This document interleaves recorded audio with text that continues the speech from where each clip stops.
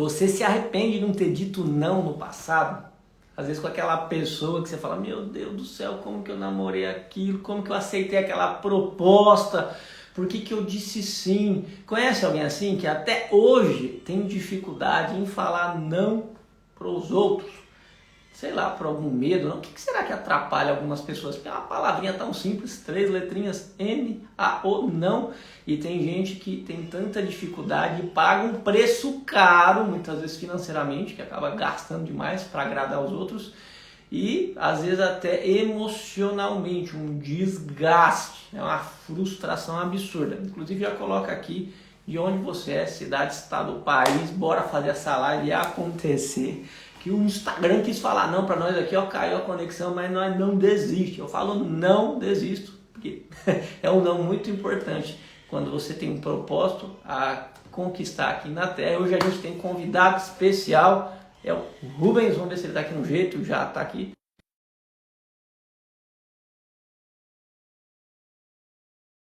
Santos, não conheço o Santos ainda, dá um pulinho aí, pulinho.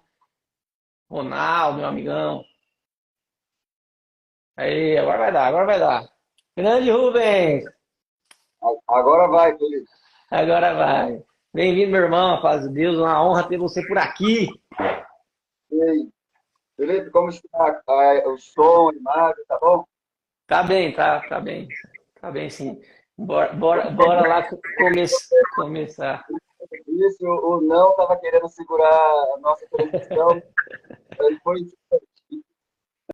Isso aí, isso aí. E assim, quem não conhece, aqui embaixo conosco está o ilustríssimo Rubens, um atleta maratonista, homem de Deus, psicólogo, psicoterapeuta. Rapaz, se não fosse escrever lá no post todas as suas qualificações, faltava, né? Faltava espaço.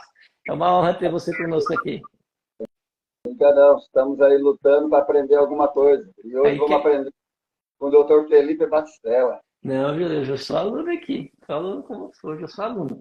E assim, a última live que nós fizemos, rapaz, foi boa demais, né? A gente falou da fórmula da felicidade. Estava aqui pensando. Já Legal. Foi muito legal, né? A nossa foi. conversa. E esse saber falar não, a gente poderia considerar como uma variável para colocar nessa fórmula, né? Porque muitas vezes na vida que as pessoas se afastam de serem mais felizes, ter mais felicidade aqui por falar sim na hora errada, né? Acontece. E eu queria saber de você, por que que é tão importante aprender a falar não? Lá no consultório, você pega muita gente que está doente por ter falado muito sim e não conseguir falar não. Como que é isso aí? Por que que é tão importante? É o seguinte, Felipe, praticamente saber dizer não é você saber fazer escolhas, é você tomar decisões. Não é muito melhor nós deixarmos o papai, a mamãe, o patrão, os amigos, os superiores decidirem pela gente? Sabe assim, você fala assim, ah, eu Hum, não importo, eu só sigo aquilo que dizem, né? É mais prático. Só que chega um momento na vida que você precisa tomar decisões. E, e, você, e você só vai conseguir tomar decisões se você aprender a dizer não. E não é fácil aprender a dizer não, porque aprender a dizer não significa maturidade, significa deixar de ser criança, significa assumir a responsabilidade pelo que vai acontecer. E nós, naturalmente, não queremos sofrimento, nós queremos algo mais leve. Então, aprender a dizer não é doloroso no início, Felipe. entendi. É como se estivesse saindo da zona de conforto. Nossa, e é interessante isso, porque falar ou não da forma correta é sinal de maturidade. É uma ótima definição. E o que você falou agora há pouco também, eu percebo isso no consultório, de pessoas assim que acham que estão se abstendo da responsabilidade de algo na vida quando delegam a decisão para outra. De uma forma mais simples, ó, a culpa não é minha, não fui eu que decidi isso aí, não. Mas alguém que coloca na mão do outro, na condição do outro, na posição da outra pessoa, o direito de decidir, essa pessoa já falou não da forma terrível para si mesmo de poder se posicionar. Então, é uma péssima forma de falar não, porque você falou sim para o outro. E não adianta Sim. mesmo, né? Assim, tem algum medo que faz a pessoa não querer dar essa evoluída, sair dessa condição de domínio para assumir uma posição de adulto, de se posicionar? Tem algum medo por trás disso? Sim, sempre tenho medo. O medo de ficar sozinho, o medo de machucar, o medo de provocar de expor o não de uma maneira agressiva, o medo de estar até cometendo uma falha perante aquilo que todo mundo espera de você. Entra até o medo, Felipe, dentro do lado espiritual, dentro da caridade, dentro do amor, dentro, olha, mas eu sou cristão, eu sigo os princípios bíblicos, ou que a pessoa não seja cristã, mas ela tem a sua crença, a sua fé, né? Ela pensa assim, eu preciso ter um papel de bom samaritano, de pessoa boa, e uma pessoa boa não diz não. Então, entra o medo espiritual, entra o medo de ficar só, entra o medo de assumir uma responsabilidade, porque quando você diz não, você está dizendo, às vezes, muitas vezes assim, ó, eu consigo, eu dou conta. Então, aumenta o peso das responsabilidades para a pessoa que tem coragem de dizer não. Então, é um pouco cômodo eu dizer sim, eu me adaptar a tudo, como aquele filósofo disse lá, o Bauman, Zygmunt Bauman, ser fluido, ser líquido, sabe assim, não entrar em atrito com ninguém, do jeito que vi eu aceito. Isso não é um jeito bom de viver, nem líquido, nem submisso e nem agressivo. Mas nós vamos conversar com isso durante a nossa explanação aqui. Entendi. Essa parte cultural do ponto de vista religioso, que se a gente for analisar, por exemplo, a Bíblia, né, como livro de fé de alguém, realmente pode gerar bastante confusão, né? Se analisar versículos isolados, sem entender um contexto. O medo de não ir para o céu, de não ser um bonzinho, de não ser caridoso. Justamente, Aí, o problema é que, mesmo que você tenha dificuldade, você que está assistindo nós, é isso mesmo, eu tenho medo de fazer mal, de magoar alguém. Ué, daí você magoa a si mesmo? Ah, eu tenho medo. Aí você se aliena. E se isso. você fala assim para todo mundo, é um Perfeito, risco, né? Alienação. Você acaba se perfeito. alienando, alienando. O que você falou. O medo eu não posso ferir o outro, então eu não vou falar porque vou ferir, mas eu posso ser ferido.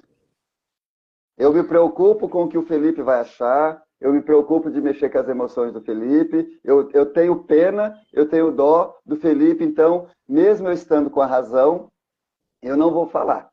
Mas aí a dor que eu penso, supostamente, que você teria, eu posso ter.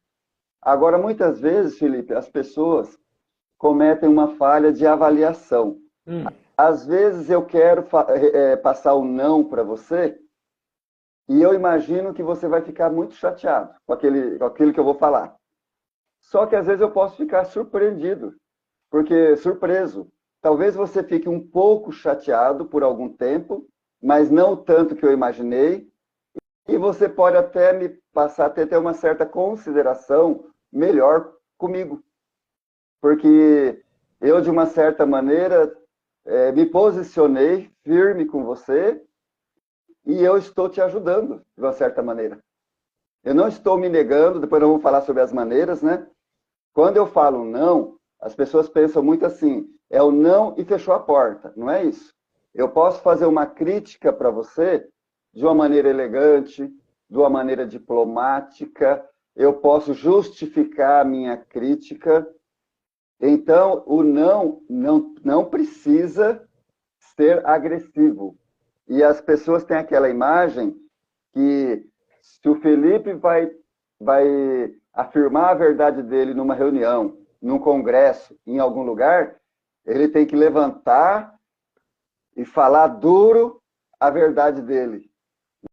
Na verdade, o que precisa é o título da nossa live.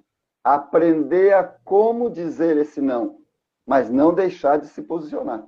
Entendi. Tem várias perguntas parecidas aqui. Eu estava até querendo deixar para o final, mas como elas são muito parecidas, já vamos entrar. E quando a pessoa não aceita o não? Há um monte de gente falando aqui, minha irmã, minha mãe, meu marido. É condicional isso? Eu só posso falar não para quem aceita meu não? Tem a ver? E como que se posiciona com isso?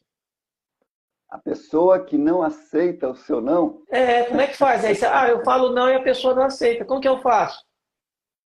olha, precisa de treinamento.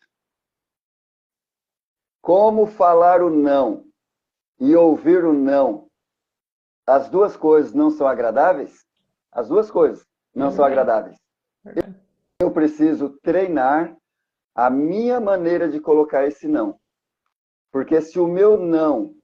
Eu vou dar um exemplo, Felipe.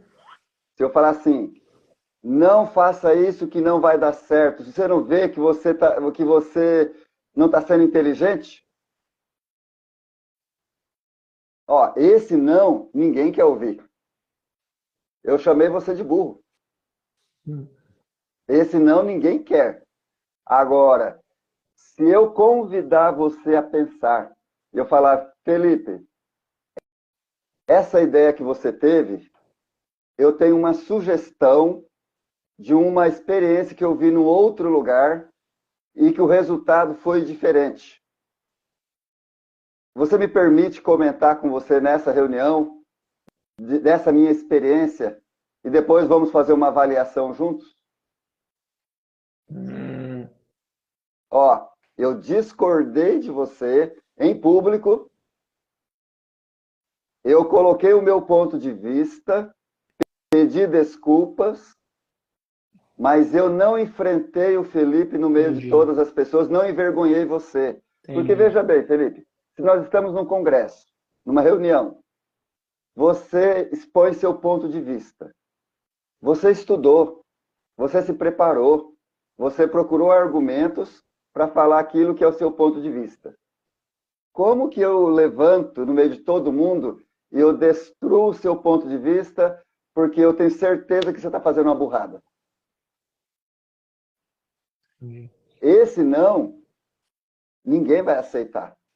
Agora, dentro do ambiente familiar, que é o que a pessoa colocou aí, já tem que levar em consideração se essa pessoa está passando por algum sofrimento emocional, tem que levar em consideração a personalidade da pessoa, tem que levar em consideração se eu não estou sendo agressivo, tem que levar em consideração se eu não estou querendo resultado muito rápido. Hum, Mesmo eu sabendo que a pessoa está caminhando para entrar num buraco, eu não posso gritar, falar, ó, oh, tem um buraco aí na frente.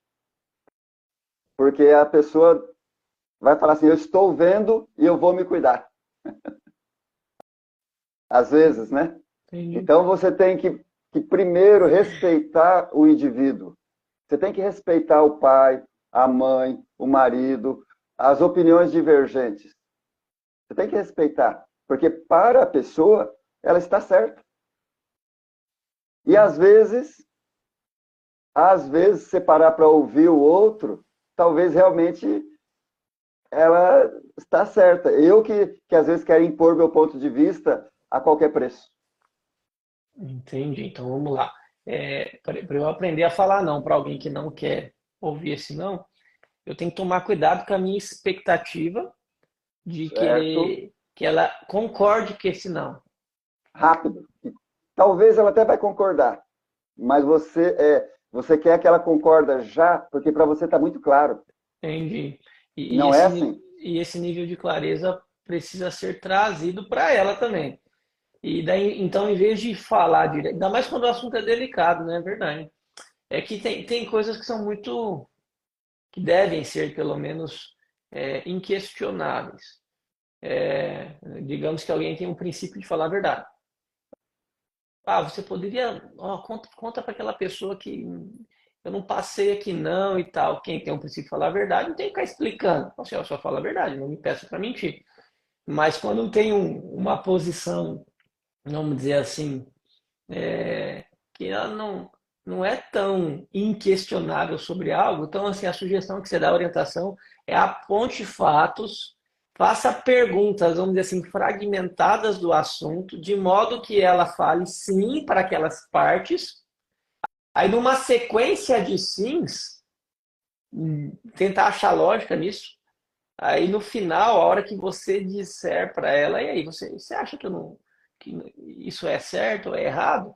Como ela já concordou várias vezes, provavelmente no final, se ela fala, ela vai falar sim, se falar não, ela vai entrar em contradição. E adultos não gostam de entrar em contradição. Mais ou menos Verdade. isso. Sócrates falava Isso. muito isso, né, na maiêutica socrática. Em vez Sim, de impor um posicionamento ideológico, ele fazia perguntas até que a própria pessoa chegava à conclusão. a terapia é isso. A terapia é o diálogo socrático. Porque na terapia, você não pode tomar a decisão pelo seu paciente. Você está vendo, você está enxergando a situação de uma maneira ampla. Mas um dos princípios da terapia é você não julgar, é você respeitar, é apoio incondicional para o seu paciente, certo? Mas ele está ali por um sofrimento. Ele está por um sofrimento. Você vai ajudar ele a pensar, caminhar. Será que ele não tem dentro dele algum recurso, alguma opção que ele poderia fazer para aliviar aquele sofrimento? Ou seja, será que ele não tem dentro do comportamento dele algum lugar que ele pode dizer um não para algo ou um sim para alguma situação que ele está irredutível? E isso não ajudaria muito no estresse emocional que ele tem, no sofrimento que ele está passando? Aí Sim. entra num ponto delicado, Felipe, que não é o tema agora, mas pode ser para uma outra oportunidade, a questão das pessoas que têm alguns transtornos, que até eu vou deixar para você comentar, daquelas pessoas que têm transtorno de personalidade, transtorno que a pessoa não tem filtro, e ela fala, pensa e fala. Aí ela fala para o doutor Felipe, mas doutor, eu só falo a verdade na minha família e todo mundo briga comigo. Uhum. Dependendo do transtorno, acontece isso, né? A pessoa não tem aquela filtro, não tem empatia, né? Aí eu retorno para você comentar sobre essa parte dos transtornos em que a pessoa não tem filtro. Tem. Assim, tem a condição dos transtornos de personalidade. Tem vários, hein, gente? Tem vários. Borderline tem muita dificuldade em escutar não, muita dificuldade, rompantes de raiva, umas dramatizações grandes, que também é comum no transtorno de personalidade histriônico. O narcisista, ele tem uma tendência, uma postura muito forte para convencer a vítima dele a concordar com tudo. Então, assim, e o pior, né, do ponto de vista, pelo menos, né, que a gente entende na psiquiatria, que se você estiver lidando com alguém com um transtorno psiquiátrico, essa pessoa, ela tem um comportamento tóxico e ela não percebe que ela é doentia. Só que quem está perto dela vive de forma adoecedora. Então, para alguém com um transtorno de personalidade, usar essa estratégia que o Rubens acabou de nos ensinar vai ser muito mais difícil e aí, assim, um nível de intransigência da tua parte com a pessoa é importante. E não é nem intransigência, eu acho que o nome correto é posicionamento. Isso aqui eu não negocio, não adianta. Porque falaram aqui embaixo assim, Rubens, é muito difícil falar não. E é fácil viver com os sims que você falou quando você não quis dizer. É fácil carregar nas tuas costas a consequência de ter aceitado algo que foi contra seus valores, que foi contra sua vontade. É fácil. Às vezes o não pode ser difícil de uma forma momentânea, mais difícil do que falar um sim. Mas o sim traz um sim errado traz muito mais dor no médio e longo prazo do que um não bem falado na hora. E outra, esse negócio de hora também, é certo alguém, você está nos ensinando hoje como aprender a falar não. Eu tenho que falar na hora, sim ou não? Sou obrigado a falar, a decidir algo na hora? Não. De preferência. Quando a pessoa, principalmente para quem não tem prática, Hum, chama você para uma decisão naquele momento, você tenta procrastinar essa decisão. Ou seja, olha, posso dar resposta para esse convite amanhã? Vou conferir na minha agenda. Podemos conversar sobre isso amanhã? Nós continuamos falando sobre isso? Sempre é bom dar algum tempo, ou para o outro dia, ou para mais tarde, porque se você tiver que dar um não agora, neste momento, ele vai sair um pouco por impulso. Ele saindo por impulso, ele sai sem filtro, uhum. ele sai sem gentileza, ele sai sem diplomacia, ele sai sem elegância. Até o tom de voz, eu não aceito, eu não concordo, até o tom de voz muda. Agora, se eu consigo postergar, se eu consigo deixar para outro dia, eu tenho tempo de pensar nas palavras que eu vou usar. Nas palavras que eu vou usar. O meu emocional já baixou, aquela proposta absurda, aquela ideia que eu não queria, que ontem era um absurdo, no outro dia eu penso, olha, agora eu entendo porque me fizeram aquela proposta, mas deixa eu de uma forma educada e elegante mudar a data, ou falar que eu não posso, ou fazer algumas perguntas. Aí voltamos no Sócrates, no diálogo socrático. Isso que você está propondo. Não existiria outras opções? Uhum. Eu vi em algum lugar que, nesse mesmo caso, houve essa e essa decisão e ajudou. A emoção sai fora, Felipe, quando deixa para o outro dia.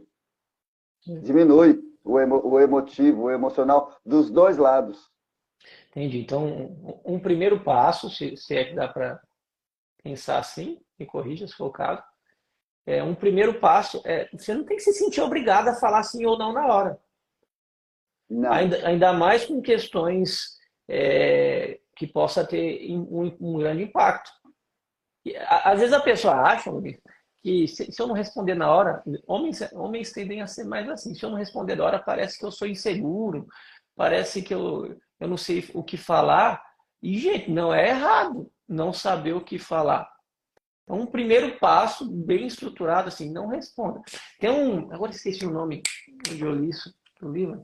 É, ele falava assim, ó, o sim é muito claro, ele é muito verdadeiro, ele vem. Quando você tiver que falar sim para alguma coisa, o sim não é talvez.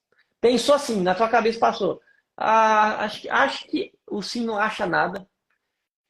Talvez, né? Tem gente. Se ficar na dúvida é não. Se tiver inseguro é não. Se tiver que falar na hora é não, porque o sim ele é muito óbvio. Se tiver que agradar é não. Se tiver que ir contra o que você acredita é não. Agora, para você modular bem as suas emoções e falar esse não no tom certo, aí é o simples silêncio que vai te ajudar nisso. Então, a melhor forma de começar a falar não é falando sim para o silêncio. O silêncio é a oração do sábio. E se alguém pressionar você para falar, é agora, é tudo ou nada, se tiver sob pressão, é não. Eu já caí numas enrascadas. Nossa, Rubens, quem nunca, né? Quem nunca? Tem uma situação, recém-casadinho com a minha esposa, com a Vanessa. Ah, Beijo, Vanessa e tal. Aí a gente foi passear numa cidade do interior de São Paulo. E, rapaz, sabe aquelas armadilhas de quando você entra num lugar, num parque aquático, num resort, aí vem alguém ah, querendo te dar uma diária a mais. Eu sei. Você sabe, né? Alguém sabe isso aí? Então, Difícil quem nunca então caiu. eu caí na Arapuca certinho, comprei a cota do não sei. Assim, por que eu não falei não? E na hora que eu cheguei lá, isso faz alguns anos já, na hora que eu cheguei, eu tinha falado tanto sims, porque eu caí numa estratégia muito bem feita de marketing. E cuidado com as estratégias que as pessoas fazem para você concordar com elas. Porque eu caí. E na última hora bateu uma insegurança. Mas eu fiquei envergonhado de ter falado tantos sims até chegar ali. E agora eu vou falar não. Mas eu paguei caro por causa desse sim que eu falei. Então, assim, cuidado, gente, porque o fato de você ter dito. E tem gente que ter dito vários sims, não quer dizer que chegue numa hora você não possa mudar de ideia.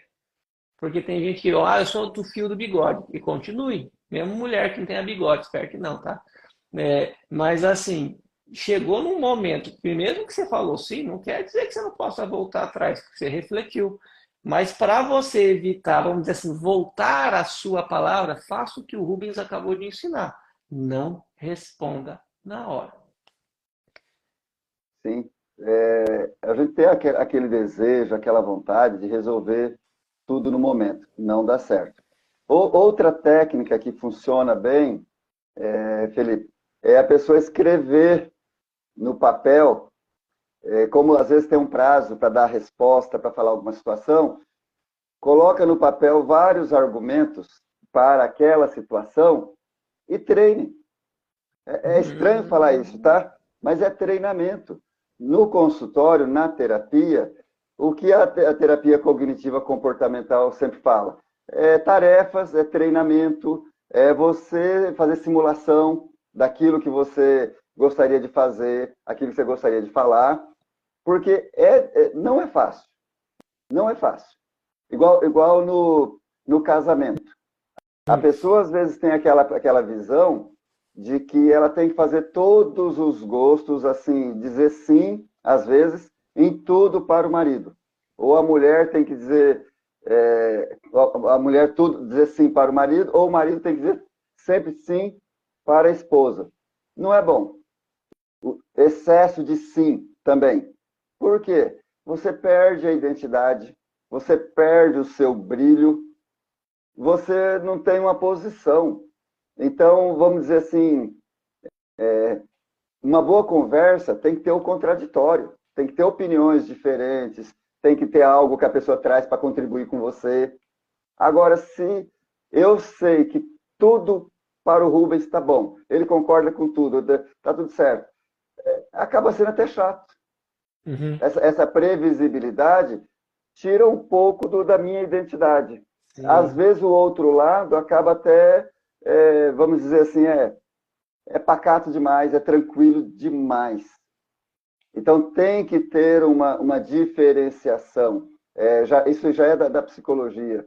Eu preciso me sentir no mundo uma pessoa diferenciada. Eu preciso me sentir como um indivíduo. Ou seja, quando o Felipe optou por fazer medicina, quando ele se encontrou nessa profissão, não importa o que os outros falam, não importa o que alguém diga, o que importa é o seguinte: para você fez sentido, para você não importa o que digam, você se achou, você se diferenciou como um indivíduo, no exemplo, no caso de profissão, tá? Mas no questão de opiniões, na questão de hobby, daquilo que você gosta ou deixa de fazer. Quando eu me sinto uma pessoa diferenciada, eu vejo mais sentido na vida. Diferenciada que eu digo, o Felipe, não é, vamos dizer, sucesso financeiro, dinheiro sobrando. Não, não é isso. É você. Vou dar um exemplo do esporte, que aconteceu comigo. É a pessoa que é sedentário, não faz caminhada, não faz nada. Quando ele se percebe que ele conseguiu fazer caminhada um mês inteiro, ele fica feliz com ele mesmo. Ele se sente diferente. Ele se sente um indivíduo. Por quê? Eu estou fazendo algo que para os outros pode não ser nada, mas para mim é um grande desafio que eu acabei de romper. E se eu conseguir chegar até aqui, eu posso continuar nessa caminhada, de melhorar mais alguma coisa. Agora, o grande cuidado que tem que ter, e é por isso que muitas pessoas, às vezes, têm medo das mudanças, é que a minha diferenciação, a minha mudança tem que integrar o outro. A minha alegria de correr, de fazer caminhada, de praticar esportes, tem que integrar a pessoa que está perto de mim. Ou seja, o bem que fez para mim, eu tenho que tratar bem, repercutir, mostrar isso para quem está do meu lado, para a esposa, para os filhos, para os amigos.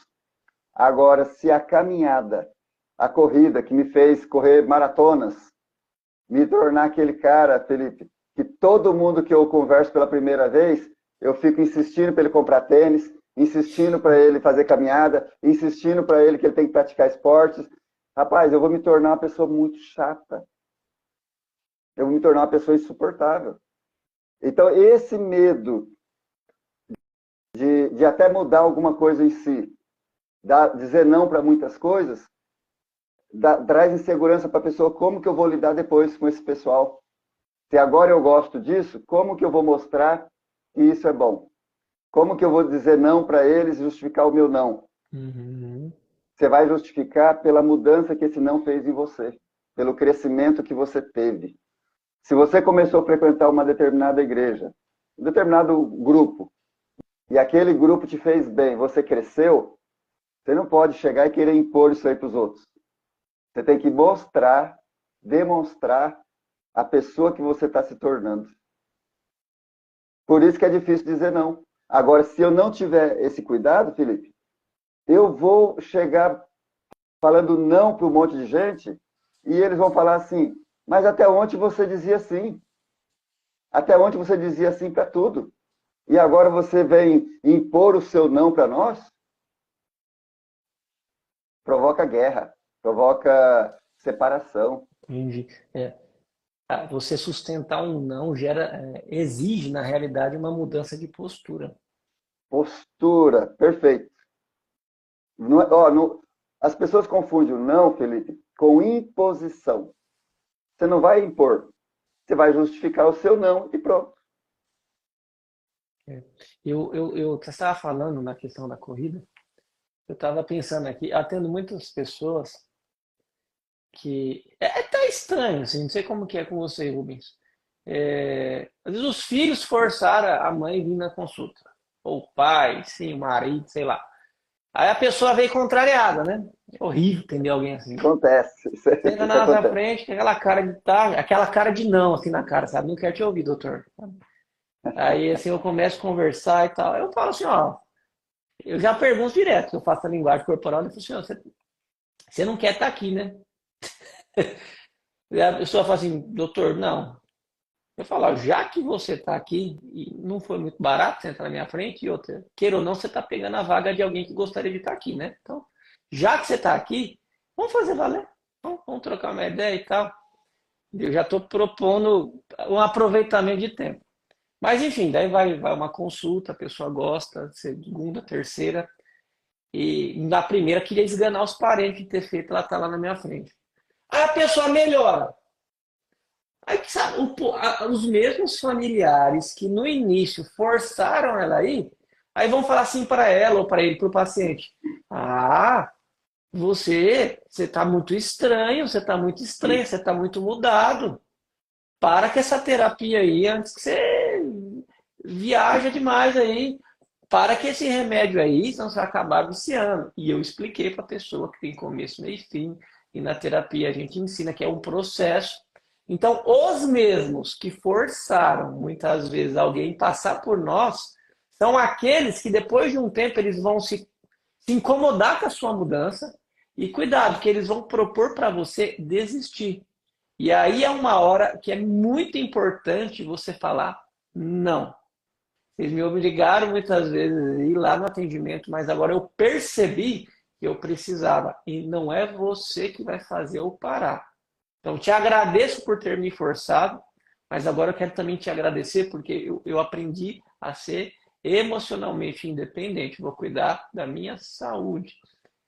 Acontece. Não sei se com você acontece. Assim, as pessoas, tipo, que estimularam a pessoa a se tratar, de repente quer que ela desista e pare. Que bizarro, né? é meio complicado e é triste quando a gente ouve isso que você falou. Eu até vou repetir, porque isso é muito importante e eu vi hoje isso aí, no consultório. Quando a pessoa diz assim, bom, primeiro, a pessoa tem uma crise, fica muito mal. E por ter ficado muito mal, vai para o consultório do psiquiatra ou do psicólogo e com terapias, com a medicação, a pessoa melhora. Aí tem aquela melhora porque está fazendo o tratamento, aí já vem aquele discurso, às vezes, de quem realmente era para apoiar. Fala assim, olha, eu já tirei a medicação da minha filha porque eu não quero que ela fique dependente. Ó, eu tirei porque eu não quero que ela fique dependente. Olha que coisa. Levou para o profissional porque não estava dando conta. Depois que estabilizou com a medicação e com a terapia, agora eu sou o profissional, eu tiro a medicação. Eu tiro a medicação, porque eu não quero que fique dependente. Aí eu fiz a seguinte colocação hoje no consultório, conversando com a paciente. Você já viu alguém falar para o paciente assim, para de tomar insulina, porque senão você vai ficar dependente.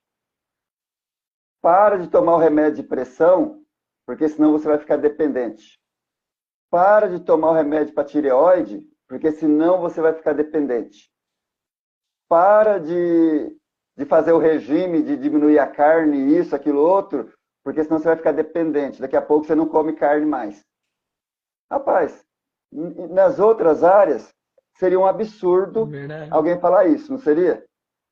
Por que somente nas emoções, no cérebro, na mente, que é o mais importante de tudo, que vai fazer o controle da tireoide, vai fazer o controle do coração, da pressão. Eu posso tirar a medicação do motor, do principal, porque eu achei que não é para ficar dependente, ou seja, não é para tomar por 1 ano e meio, 2 anos, ou por um período longo. Olha que contradição, Felipe.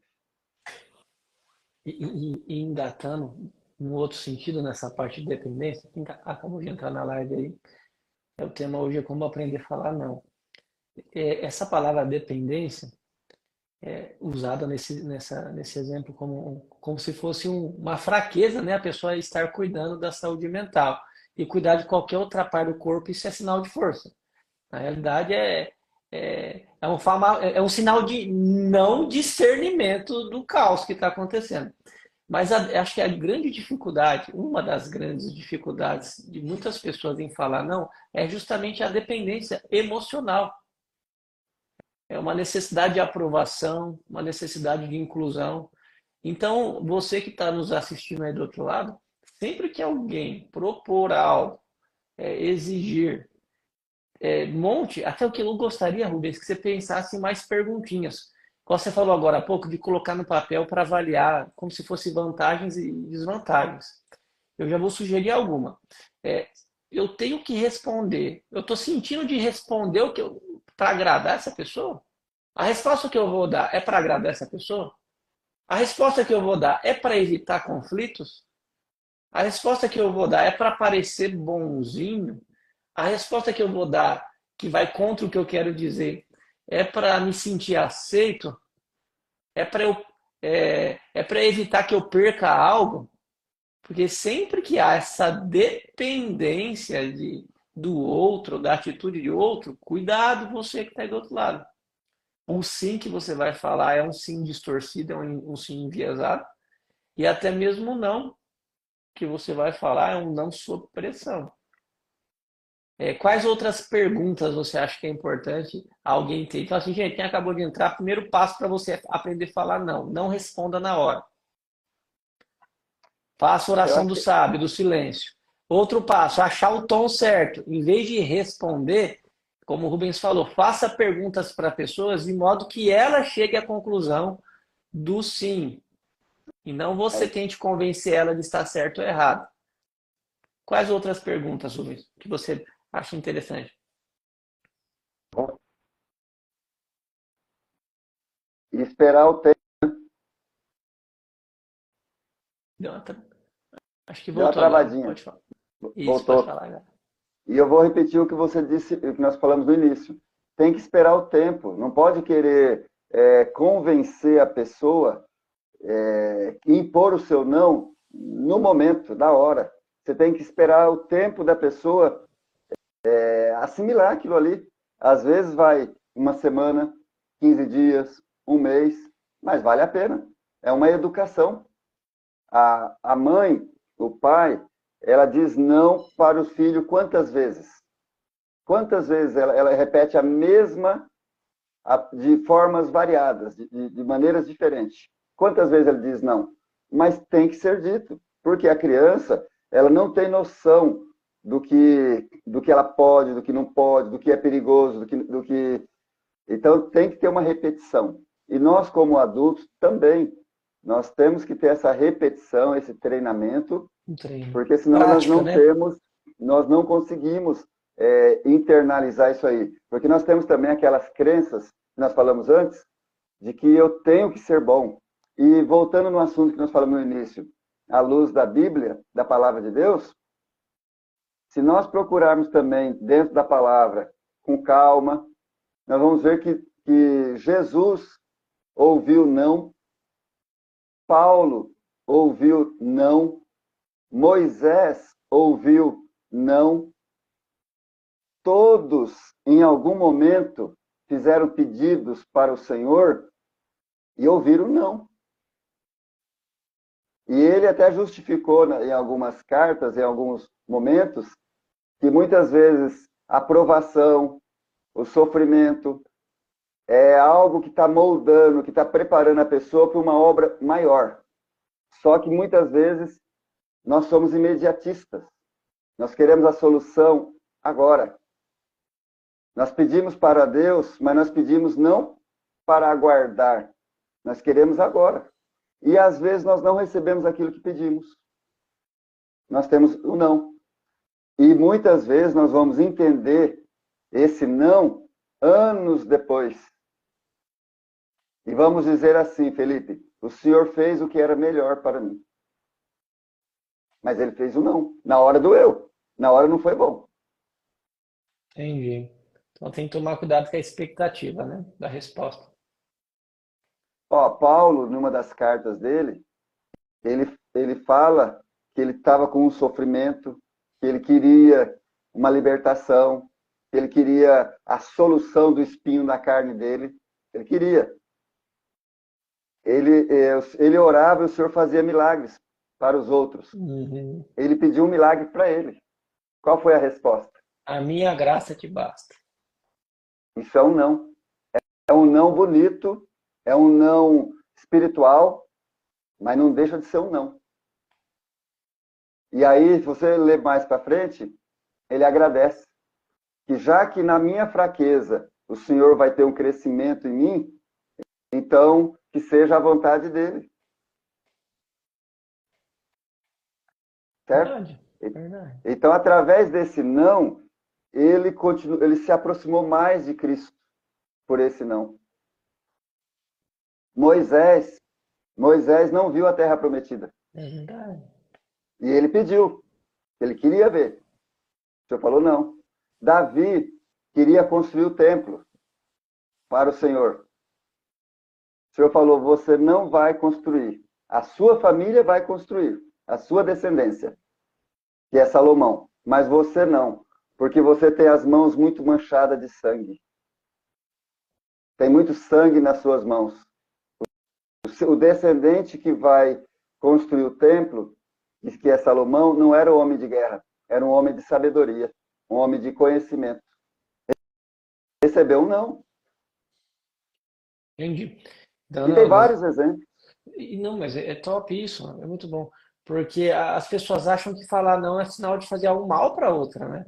E a gente gera muito mais crescimento em alguém num não do que num sim. Um não com sabedoria transforma muito mais, né? Muito mais mesmo. Óbvio que vai gerar uma frustração, uma resistência no momento, mas saiba, se você tiver com dificuldade, está aí do outro lado do celular, em falar não para o seu filho, para o teu marido, para a tua esposa, sei lá, para o seu funcionário, para alguém que é acomodado em cima de você, tenha certeza que essa pessoa, talvez até por culpa sua, de nunca ter falado não, ela vai se estranhar e vai achar ruim quando você começar a dizer. Mas se for A, a, alguém grande, a, grande, a grande falha, perdoa cortar você, mas aproveitando o gancho do que você disse aí, sabe qual que é a nossa maior dificuldade, Felipe? Nós não aprendemos a nos comunicar. Assim, na idade, a gente vai aprendendo com a vida. A gente aprende a se comunicar com a esposa durante o casamento, não é na primeira semana, não é no primeiro mês. Ela aprende a se comunicar tem, conosco com o tempo, porque é difícil eu expor as minhas falhas, as minhas fraquezas. É difícil eu admitir que eu estou sendo ignorante, que eu estou sendo, sabe? Então, nós temos dificuldade para nos comunicar. E nossos pais também tinham. Seu pai tinha dificuldade para comunicar com a sua mãe. Você já aprendeu um pouco mais. Seu avô tinha mais dificuldade. mas Nossos então, filhos terão menos dificuldade. Se nós dedicarmos tempo a isso, a falar da importância do diálogo. entendi. Então, assim, as pessoas têm que entender que o não vai ensinar mais, e às vezes os sims que você diz quando não quer, pode ser uma reprodução do padrão que você assistiu durante sua infância, sua adolescência. Ou da pessoa que não quer escutar. Da onde já se viu uma mulher falar que não quer algo, mas uma mulher sábia fala que não quer algo e ainda convence e educa a outra pessoa. Faz todo sentido. Eu lembro de, estava falando agora, eu, meu pai sempre fez muita questão, assim, sabe, a gente era de uma condição difícil, sofrida, ele é um batalhador, lutador, mas ele sempre fez questão de nos colocar em bons colégios. E na cabeça dele, na época, era tudo que ele podia dar para a gente, ninguém nos tiraria, era uma boa educação. Só que esse negócio de você estudar num bom colégio, sendo de uma família mais escassa financeiramente, com pouco dinheiro, isso daí tem seus desafios, tem as vantagens, mas tem os desafios. Porque eu tava no meio de rico o tempo todo, filhinho de rico, de papai e tal, com umas manias, com uns gostos e tal, e o pessoal chama a gente, vamos tal lugar? E às vezes era uma questão assim, não tinha dinheiro, pai. Aí a pessoa fala assim, vamos tal lugar, vamos, se a gente for, tal. Fala assim, rapaz, eu não vou não. E pessoas, vamos dizer assim, na mesma classe social, da mesma condição financeira, falavam, esses ricos são tudo metidos aí, eles só humilham a gente. Eu falei assim, rapaz, acho que não é por aí não. Eu não sou, mas eu estou convivendo com eles. Na realidade, alguém que tem mais dinheiro que você só vai pisar em você no momento que você não souber falar não para a pessoa. Aí voltando à história, Deus me chamavam, vamos para o lugar, eu falei, não, não. Mas por que você não vai? Eu falei assim, ó, sinceramente, eu não tenho dinheiro.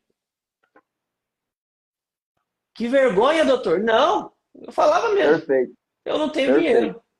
Ah, eles ficavam sem graça.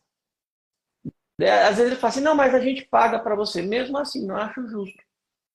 Tá bom? Eu não tenho para dessa vez, mas eu posso economizar, vou fazer um serviço ali e tal. E eu faço questão de, no momento, claro que às vezes eu aceitava alguma coisa, mas eu não queria me aproveitar da situação sempre. Não, mas uma hora eu vou, né? Uma vez por mês meu pai me dá um dinheirinho, eu vou fazer um serviço. Outras situações que não era a ver com dinheiro, vivendo num ambiente social de pessoas que são diferentes de você. Aí, e tal, e aí, Felipe, você concorda com isso? Eu não falava a minha opinião quando era divergente, a não ser que alguém me perguntasse. Então, numa roda de conversa, cuidado para não ser aquele que quer ficar discordando de todo mundo, mas quando pediam minha opinião, o que você acha, Felipe? Assim, olha, interessante o que vocês falaram aí, mas eu não aceito isso, eu não concordo.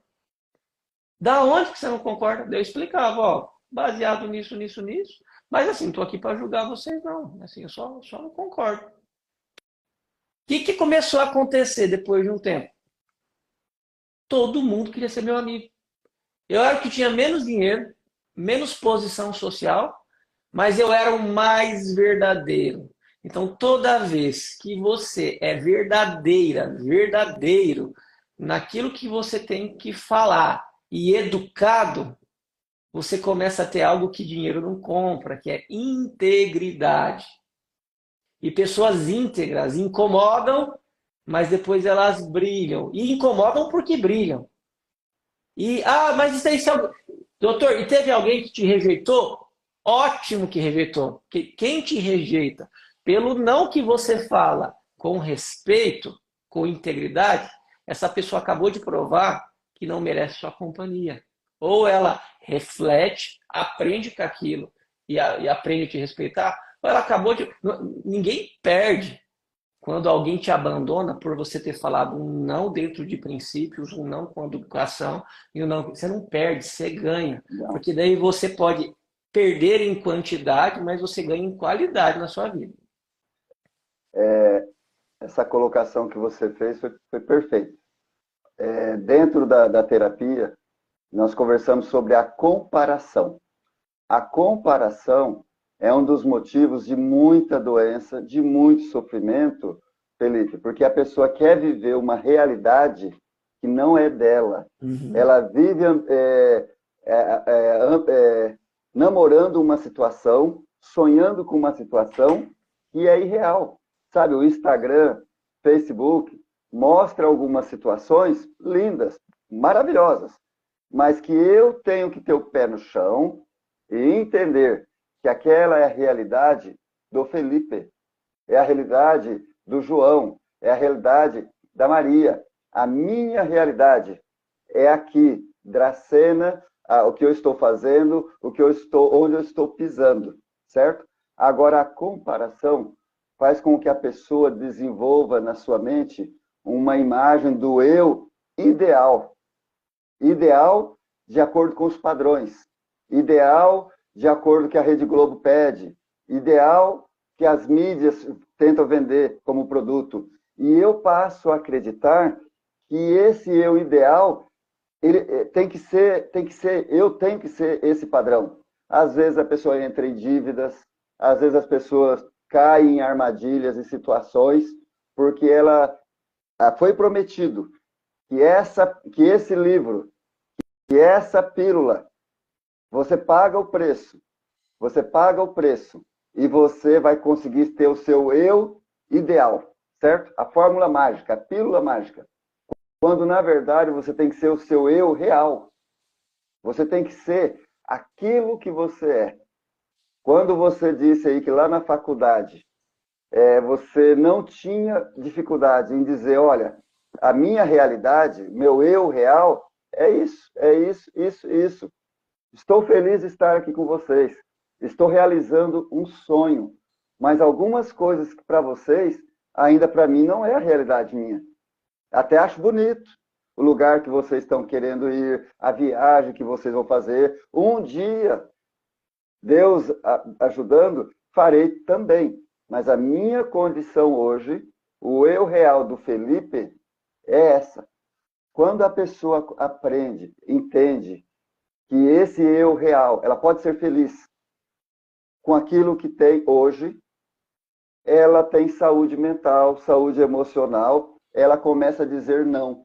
Ela diz não para fazer uma dívida de 48 parcelas, que vai atrapalhar muito a vida dela. Ela diz não para comprar um tratamento, alguma coisa que não é o momento. Ela diz não para não aceitar alguma coisa que estão impondo para ela, porque todo mundo está aceitando, todo mundo está fazendo. Não, mas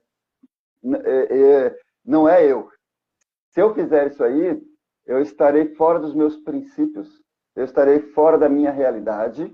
Respeito vocês, mas eu tenho que ser coerente. Eu tenho que ser congruente entre aquilo que eu falo, aquilo que eu penso e aquilo que eu sou. Sabe aquela história de fala, mas não faz? Uhum. Eu tenho que pregar algo e eu tenho que viver aquilo. Se eu não tomar cuidado, não é de maldade, tá? É por simplicidade, é pela onda que vai levando. Eu acabo tentando desenvolver uma identidade, um papel, uma vida que não é para mim naquele momento. Aí, quando eu percebo que eu não consigo atingir, eu caio em depressão. Eu fico desestimulado para a vida. porque alguém me convenceu que aquilo era para mim, e não é. Então, por isso que eu digo sempre nas minhas lives e no consultório, que eu tenho que olhar para o espelho da alma. O que é o espelho da alma?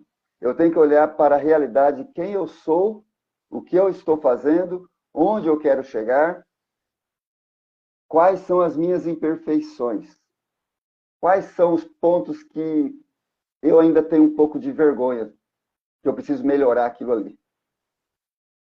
E não é errado eu admitir que eu não sou o perfeito, não sou o bam, bam, bam. Não sou. Ninguém é. O problema, Felipe, é quando a pessoa acredita que ela é. Eu tenho um livro aqui, um comentário de um filósofo, que chama Erasmo de Roterdã. Nem sei como pronuncia, mas é Erasmo. Ele tem um livro que chama Elogio da Loucura. Elogio da Loucura. E ele diferencia dois tipos de louco. Tem o louco louco e o louco sábio. O louco é aquele que acredita que realmente ele é aquilo que ele vive. Tudo que ele faz, tudo que ele se comporta, ele acredita realmente que aquilo é a única vida, que aquilo ele tem que fazer, que ele é obrigado a fazer, e que ele um dia vai conseguir, sabe, coisas mirabolantes, mas ele acredita que essa vida tem que ser levada muito a sério. É o louco louco. Agora tem o louco sábio. O louco sábio entende que a vida realmente é uma loucura, que tem hora que não tem explicação. Tem hora que você não deve procurar respostas. Tem hora que você tem só que ser o que você é, trabalhar, lutar, orar, segundo aquilo que você acredita. Mas o louco sábio, ele entende que a vida é uma loucura. Mas não quer dizer que ela é ruim. Que ela é uma vida boa. Não sei se eu compliquei mais. Não, faz sentido sim, faz sentido. E assim, hoje eu percebo, Rubens, que os pais estão com muita dificuldade em falar não para os seus filhos. Muita, muita. E isso está gerando um adoecimento tão grande. Eu não tenho prazer nenhum de atender criança e adolescente. Claro que a gente não atende quando precisa, mas quando chega em mim, o troço tá ruim há tanto tempo. E eu percebo que, em boa parte das vezes, é por sims demasiados. E, e assim, o pai e a mãe chegam para mim assim, mas doutor, tipo, transtorno de conduta, desafiador opositor, essas coisas aí, né? Psiquiatria tem nome. O imperadorzinho. Isso, tem nome para tudo, de doença, Tem. psiquiatria tem nome para tudo. Mas eu vou falar assim com a pessoa, ah, você não tem, doutor, você não tem noção, meu filho fez isso, minha filha fez aquilo. Aí começa a falar as verdades, né? Que não percebe que é a causa de tudo. Eu faço de tudo para ela, doutor. Eu faço de tudo para ele e olha só como ele me trata. Se a gente trocar essa fase, é assim, eu falo sim para tudo para ele, doutor. Eu falo sim para ela em tudo. E olha só como ela me trata. É quase uma inversão de papéis. Quem que é mãe, quem que é filho, quem que é pai e tal. E, é, e muito disso começou por falar sim demais. E talvez, né, talvez uma das causas desse pai e dessa mãe virar um bando de banana com os filhos, e banana é amassada, tá, gente? Banana boa é amassada, mastigada, mordida. É o que está acontecendo para você se comportar como banana.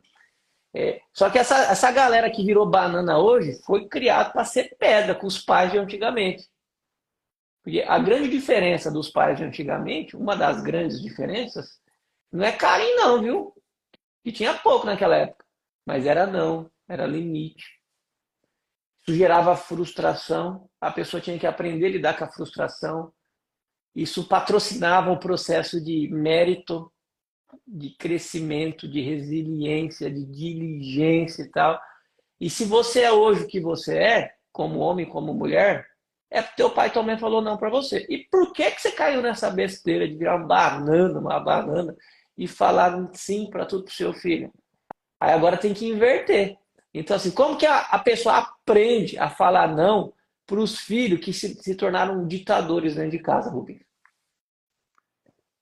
Olha, Felipe, é o que você disse. Como no passado, você falou, né? Os pais foram rígidos, foram duros, às vezes até um pouquinho exagerados, Uhum. às vezes, sabe? Acontecia casos, e não é estranho você ouvir alguém falar que foi espancado até sair sangue, sabe? Até machucou. Acontecia, realmente. Mas havia uma certa disciplina, respeito, talvez o respeito por medo, pode ser também, né? Porque se eu errar, há o risco de eu apanhar até me machucar, então vou fazer de tudo para não errar, né? Então havia até um certo exagero. Mas isso foi o que nós passamos. E aí nós olhamos o balanço depois e vê que o Felipe vê pontos positivos na educação que ele teve, apesar às vezes de ter apanhado. Eu vejo pontos positivos, apesar às vezes de ter apanhado, ou às vezes de não ter tido tanto carinho, tanto abraço, tanto beijo que tem hoje, certo? Mas eu vejo um resultado positivo. Mas o que acontece agora nessa outra geração? Quer fazer uma compensação assim. Meu pai fazia isso, meu avô fazia isso. Eu vou ser completamente diferente. Eu vou amar, eu vou abraçar, eu vou ser um pai muito bom que meus filhos vão me amar. Olha, é arriscado. Nem sempre dá certo essa bondade, esse excesso de sim, nem sempre dá certo. Por quê? A criança não sabe, não aprende limite, não aprende limites, não aprende disciplinas sozinha. Não aprende. Ela precisa de alguém falando assim: ó, isso aqui você não pode comer. Ó, você já almoçou, agora não pode comer doce em cima. Ó, agora você tem que fazer. Ele não tem noção. Agora, se você falar assim: ah, não, em casa tem chocolate, tem leite, tem não sei o que à vontade, pode comer à vontade a hora que quiser. O que está acontecendo com essa geração? Crianças com 8, 10 anos com pressão alta, com depressão, com obesidade. Por quê? Ah, então eu tenho que trancar a geladeira? Claro que não. Mas você tem que cuidar do tipo de alimento e colocar uma certa disciplina, né? E em tudo, porque senão realmente a criança não vai crescer achando que para ela pode tudo. Aí entra aquele complexo de imperador, que a pessoa com 12, 13, 14, 15 anos acha que o mundo foi feito para servir ela. Acha que todos têm que agradar e pelo grande amor do pai e da mãe, de ficar falando assim: você é especial, você é inteligente, você é o príncipe, você é uma princesa, ele acredita que realmente ele é. Porque o vô trata assim, o tio trata, os pais tratam. Quando chega na faculdade, os colegas não vão tratar como reizinho, como príncipe. O professor, aquele professor rígido, disciplinador, ele não vai tratar você diferenciado porque você é o filho, o reizinho da família. Não. Aí entra frustração por nota na faculdade, frustração por perda de namorada, porque você é uma pessoa muito chato às vezes, frustração por não ter amigos, porque os amigos não toleram ter que agradar aquela rainha, aquela princesinha. E aí não sabe como administrar essas frustrações, adoece. Adoece de verdade. É depressão, é ansiedade, é obesidade. Por quê? Não aprendeu que tem que ter empatia, tem que ter limites, tem que ter disciplina. Não aprendeu. E realmente é culpa nossa, dos pais. Agora, a gente fazendo tudo, Felipe, fazendo tudo, tá? Vamos dizer que eu e você façamos o máximo para mostrar a vida como ela é para os nossos filhos. Isso não é garantia que o resultado vai vir logo. É verdade. Às vezes demora um tempo. E vou falar um negócio aqui para não assustar os pais, mas experiência própria.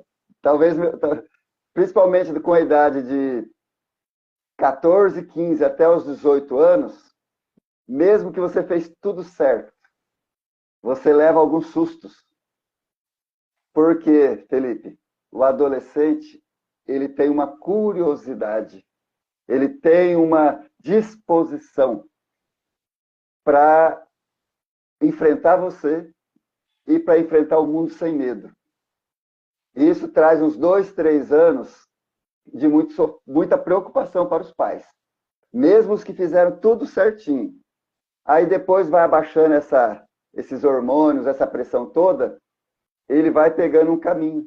Aí você vê menino que com 16, 17 anos era o pior do colégio, hoje tem fila de pacientes para ele atender, é o senhor respeitado na sociedade, e todo mundo fala assim, rapaz, mas quem te viu com 16, 17 anos, quem te vê hoje? E isso porque fez tudo. Agora, e quem não faz? Complica, né? Então, Tem que assumir. para a gente aprender a falar não para os nossos filhos, a gente tem que entender que isso é sinal de amor para eles e tem que saber que você não vai colher frutos desse posicionamento agora. Principalmente se você tiver num momento de vida que os hormônios atrapalham esse povo pensar, essa molecada pensar direito, né? Mas não adianta usar, e tem que essa adolescência é complicada. Isso, o fato de uma adolescência ser complicada não quer dizer que você tem que ser conivente com tudo. De jeito nenhum. Tá? Porque uma hora essa fase passa, aí aquilo que parecia que para o adolescente não fazia sentido, começa a fazer, aí vira, né, pessoas aí de honra na sociedade. Às vezes, no momento, né, Felipe, quando você faz a correção, ele até vai falar para você, meus pais não me entendem, estou com ódio dos meus pais. Às vezes, em algum momento, em algum período, vai dar essa impressão e você vai ter que ouvir. Eu não gosto de você, você é ignorante, você não sei o quê. Você vai ter que falar assim, sou. Mesmo que depois, Felipe, você vai no quarto até chorar. Mesmo que você vai chorar lá no canto depois. Você passa por ruim. Mas você fala, tem que ser desse jeito. Tem que ser firme. É uma combinação que é difícil de achar. Ninguém está falando assim, nem eu, nem o Rubens aqui, a gente está falando que é fácil, tá, gente? Ninguém tem a fórmula. Mas essa proporção limites e amor, ela tem que ser muito bem calculada. Porque eu atendo muito, já atendi muitos pacientes que os pais eram tiranos também, carrascos. Então o equilíbrio é importante, mas falar muito sim para o seu filho, ouso dizer que você coloca muito mais ele em risco do que falar muito não. Só que assim, acho que o grande fator que talvez tenha por trás dessa relação pais e filhos é o que você falou agora há pouco. Você é exemplo de atitude para falar não para o seu filho? Não fica nesse celular. Você sai da frente do seu. Esse menino não faz nada, tá aí, ó, sedentário. Você faz caminhada, exercício físico. Só come tranqueira, não vai comer doce, não. Você tá com um pote de sorvete na mão. Você quer aprender a falar não para o seu filho? Fala não para os seus desejos. Fala não para você primeiro. Porque não é. Quando o assunto é filho, não é o que você fala, é o que você faz. Porque depois de um tempo, a tua postura já fala não por si só para as coisas erradas e já direciona o caminho que ele precisa viver. É mais ou menos por aí, né? É isso mesmo. Atitude. E falando não para os desejos, eu até vi que um colega nutricionista nos postou lá, nos marcou na live. E eu achei legal, porque esse troço de desejo, a gente tá falando muito de falar não para os outros, né? E ai, que vontade de comer uma pizza agora, que vontade de fazer isso, que vontade daquilo. E tem muita gente adoecendo porque não dá conta de falar não para os próprios desejos. Que é aquela escravidão do importante é se sentir bem. Isso é uma escravidão. Fazer o que gosta é coisa de criança. A gente tem que educar eles, preparar para fazer isso também. Como que a pessoa, Rubens, aprende a falar não para si mesmo para não colocar em risco a própria saúde?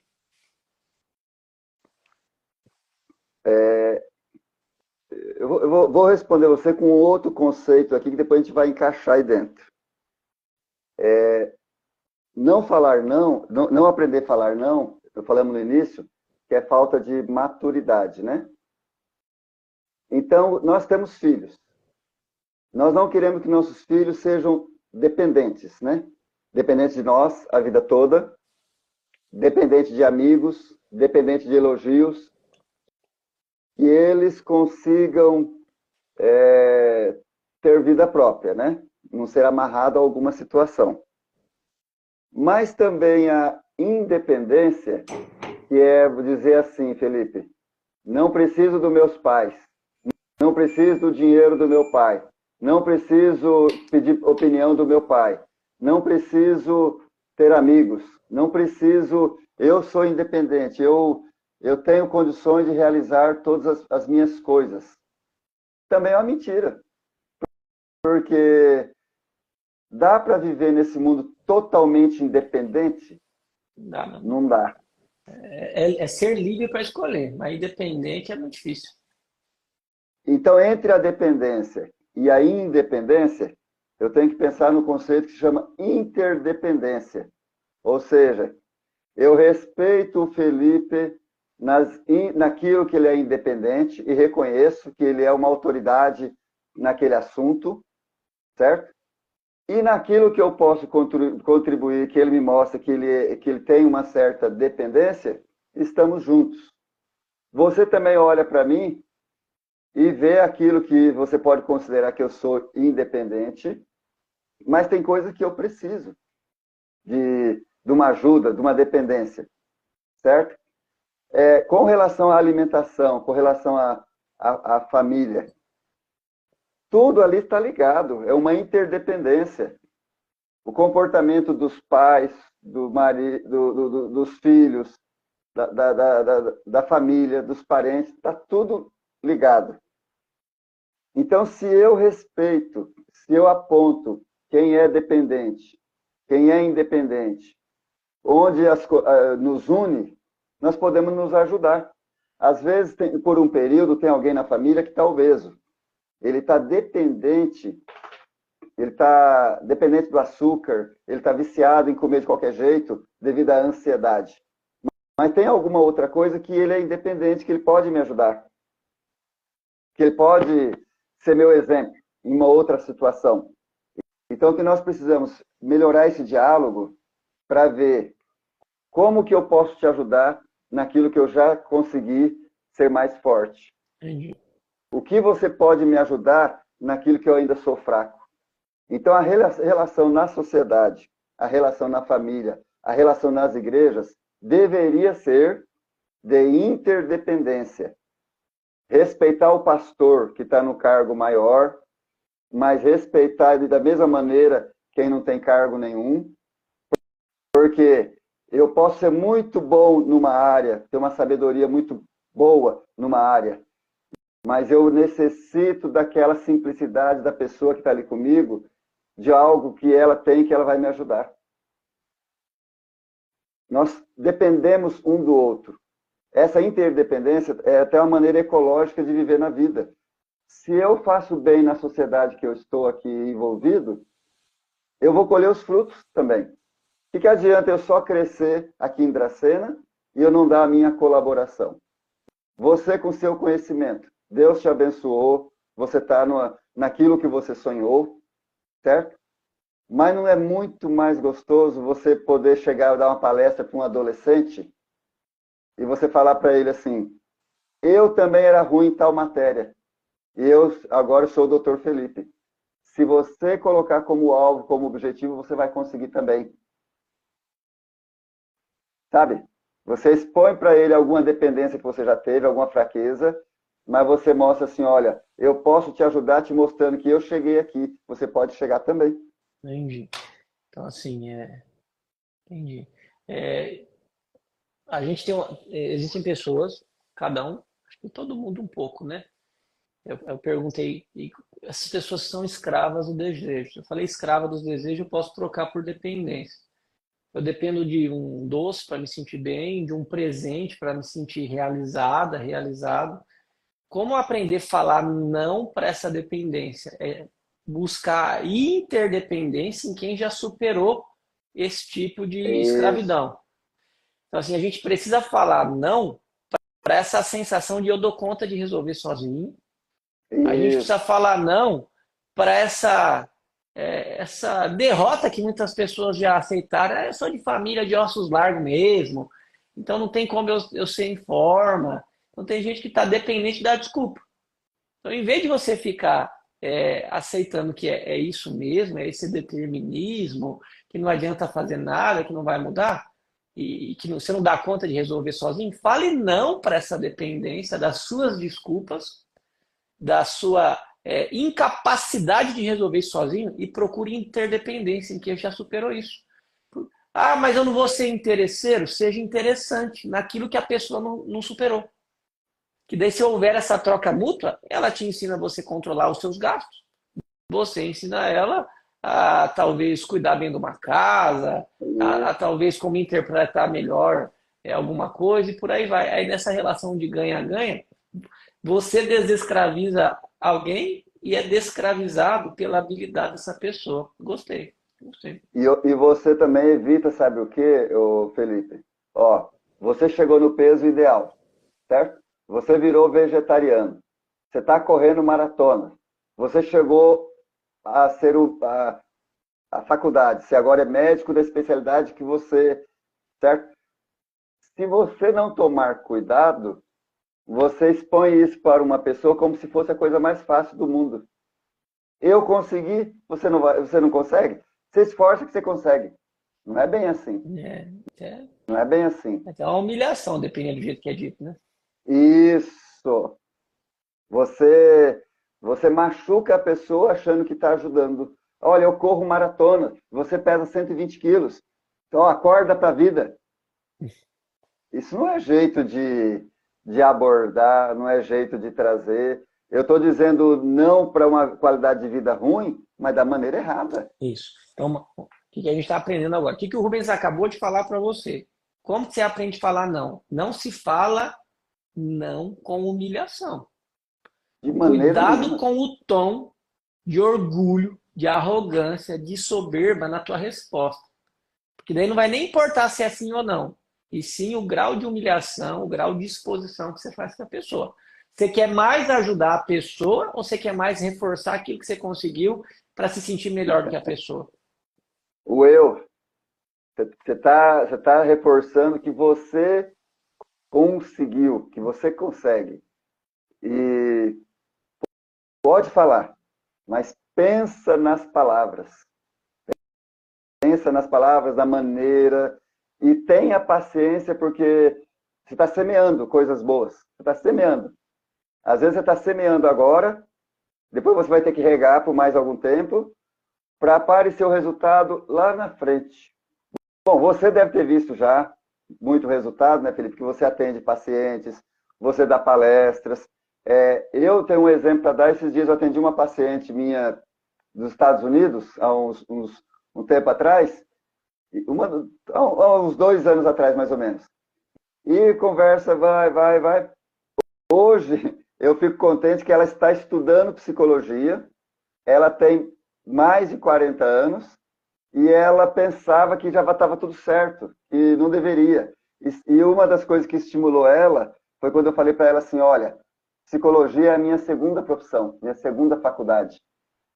Eu tomei uma decisão, assim, pedi para Deus me ajudar, claro, mas eu queria mudar de profissão, mudar de carreira. E eu comecei a fazer a faculdade com mais de 45 anos. Terminei com quase 50. Eu estou chegando aos 60 e estou com planos dentro da psicologia para mais 10 anos. Só Legal. estou mostrando assim, que dependendo da maneira que você abordar com muito cuidado, lembrando que eu falei isso dentro da terapia, ou seja, gradativamente, isso demorou aí 2, 3 meses para falar isso para ela. Sim, Hoje ela está fazendo psicologia e está adorando. sim. Legal, que legal.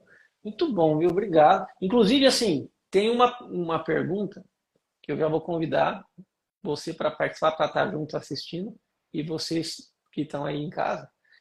que é como falar não para alguém de temperamento forte.